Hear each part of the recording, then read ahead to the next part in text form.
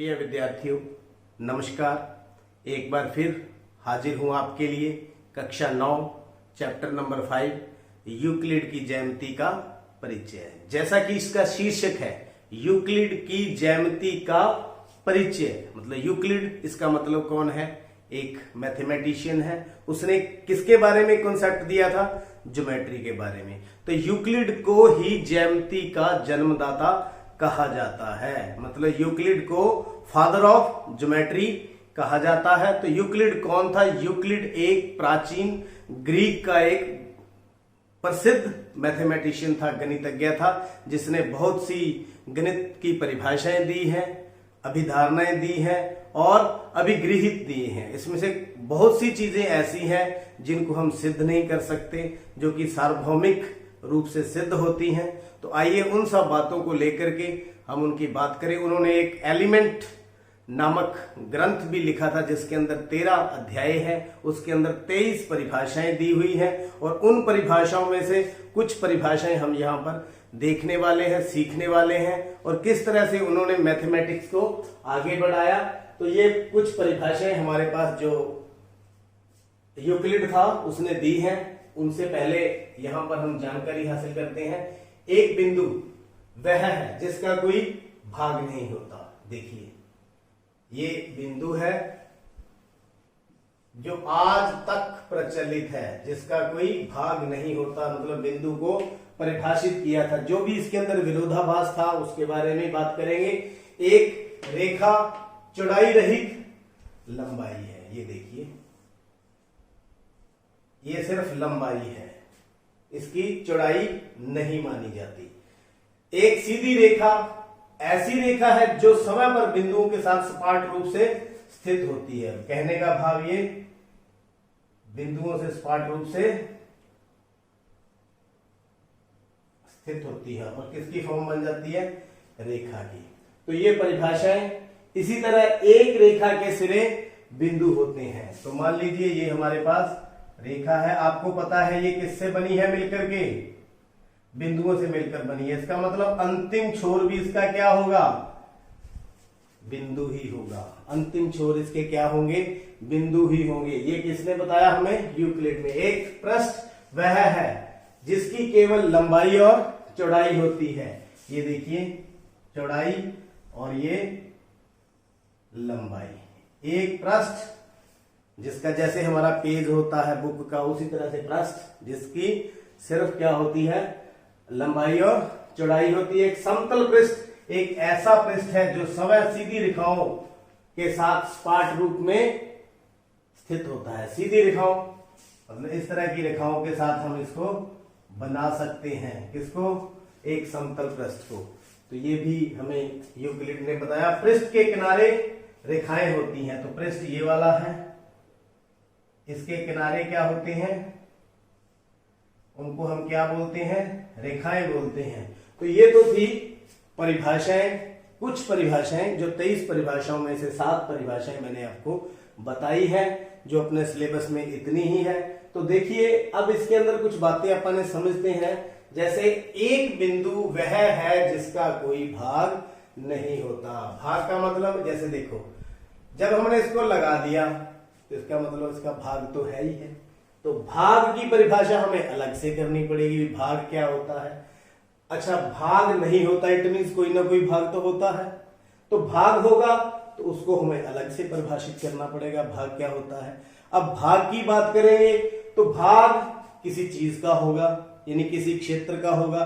किसी क्षेत्र का होगा तो उस क्षेत्रफल, उसका क्षेत्र का कुछ अलग से डिफाइन करना पड़ेगा, अभी क्षेत्र क्या होता है। इसलिए यहां पर विरोधाभास नजर आता है। इसी तरह से सेकंड, एक रेखा चौड़ाई रहित लंबाई होती है। क्या ऐसा संभव है किसी की चौड़ाई हो ही ना? क्या ऐसा संभव है?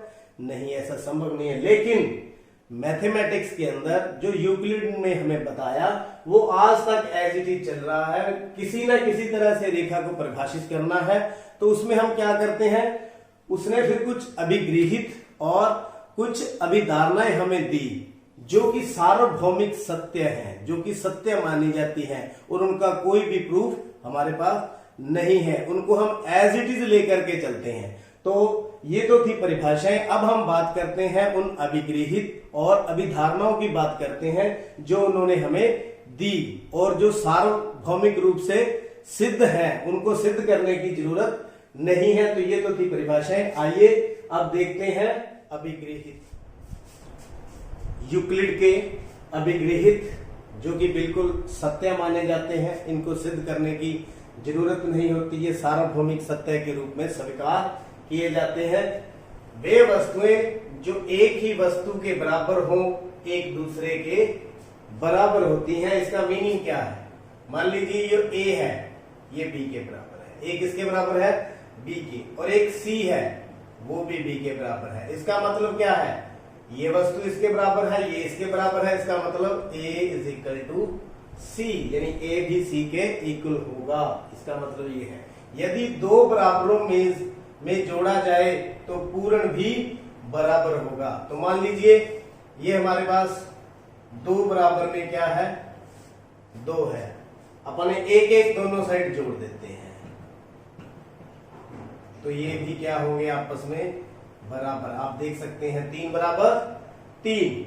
ये तो था बराबरों में बराबरों को जोड़ा जाए तो बराबर होते हैं। नेक्स्ट, यदि बराबरों को बराबरों में से घटाया जाए, ये मान लो हमारे पास 3 बराबर 3 है, इसमें बराबर बराबर घटा कर देते हैं, एक एक क्या कर देते हैं? घटा कर देते हैं। तो कितना आ गया? 2 बराबर में 2। तो ये भी आपस में क्या है? बराबर है। तो ये सार्वभौमिक सत्य अभिगृहित। वे वस्तुएं जो परस्पर संपाती है, एक दूसरे के बराबर होती हैं। संपाती का क्या मतलब है? जैसे मान लीजिए ये मेरे दोनों हाथ हैं, एक दूसरे को ढक लेते हैं। देखो पिछला हाथ दिखाई नहीं दे रहा, इसका मतलब ये संपाती हैं। तो ये भी आपस में क्या है? बराबर है। दो वस्तुएं जो परस्पर संपाती हो आपस में। एक और एग्जांपल लेते हैं। मान लीजिए ये एक वृत्त है, इसका रेडियस 3 यूनिट है या 3 सेंटीमीटर है। एक अन्य रेडियस है, वो भी कितना है? 3 सेंटीमीटर। तो ये दोनों संपाती हैं, एक दूसरे को ढक लेंगे तो ये आपस में क्या है? बराबर है। आगे, पूर्ण अपने भाग से बड़ा होता है। पूर्ण अपने भाग से बड़ा होता है, इसका मीनिंग यहाँ पर क्या है? इसको हम एक एग्जांपल के द्वारा समझाते हैं। ये देखिए, ये मेरे पास एक गिलास है, इसके अंदर पानी का भरा हुआ है, तो मैं कुछ पानी निकाल लेता हूं। तो ये पानी हमेशा पूरे से क्या रहेगा? कम रहेगा। इसके अंदर जो पानी है पूरे गिलास के पानी से हमेशा क्या होगा? कम होगा। यानी कहने का भाव ये है कि जो पूर्ण है अपने भाग से बड़ा होगा। ये मान लीजिए गिलास, मैं आपको बना के दिखाता हूं। इसके बीच में मान लो 250 मिलीलीटर वाटर है, तो इसमें से मैं 10 लीटर निकाल लेता हूं छोटे बर्तन में। तो ये वाला 250 लीटर हमेशा इससे क्या होगा? ज्यादा ही रहेगा। पूर्ण हमेशा अपने भाग से बड़ा होता है। एक ही वस्तुओं के दुगने बराबर होते हैं, एक ही वस्तुओं के दुगने बराबर होते हैं। देखिए, मान लीजिए दुगना किसके बराबर है? y के। अब दुगना किसके बराबर है? z के। तो ये y के बराबर है, ये z के बराबर है। दिस इंप्लाइज ये भी आपस में क्या होंगे? बराबर होंगे। मेरे ख्याल में आपको अच्छी तरह समझ आ रहा है। एक ही वस्तुओं के आधे, यहां मैं आधे कर देता हूं, z के बराबर है, तो यहां से क्या निकल के आ गया? y बराबर में z।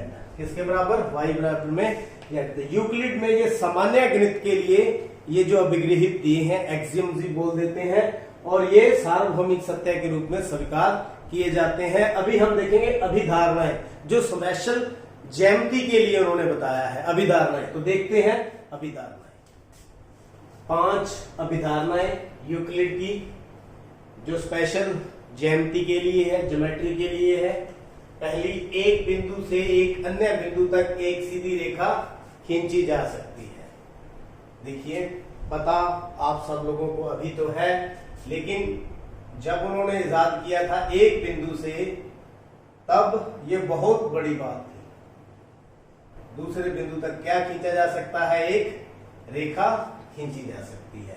और आप देखिए यहाँ पर ये दो बिंदु है और केवल एक और एक ही रेखा यहाँ पर खींची जा सकती है। ये यूक्लिड ने अभिधारणाओं में लिखा। एक शांत रेखा को अनिश्चित रूप से बढ़ाया जा सकता है। शांत रेखा ये कौन सी है? शांत। इसको हम आगे अनिश्चित रूप से इस साइड भी बढ़ा सकते हैं, इस साइड भी बढ़ा सकते हैं, अनिश्चित रूप से बढ़ा सकते हैं। किसी को केंद्र मानकर, मान लीजिए मैं इसको केंद्र मान लिया, और किसी त्रिज्या से, ये मान लो मैंने त्रिज्या ले ली कितनी, 2 सेंटीमीटर, कितनी ले ली, एक वृत्त खींचा जा सकता है। यहां से हम क्या खींच सकते हैं? एक वृत्त खींच सकते हैं। तो ये यूक्लिड ने बताया भी हमने कोई भी केंद्र ले सकते हैं, कोई भी त्रिज्या ले सकते हैं और उससे वृत्त बना सकते हैं। एक समकोण दूसरे समकोण के बराबर होता है। ये देखिए, ये एक समकोण है और ये कोई दूसरा समकोण है और ये दोनों आपस में क्या है? बराबर है।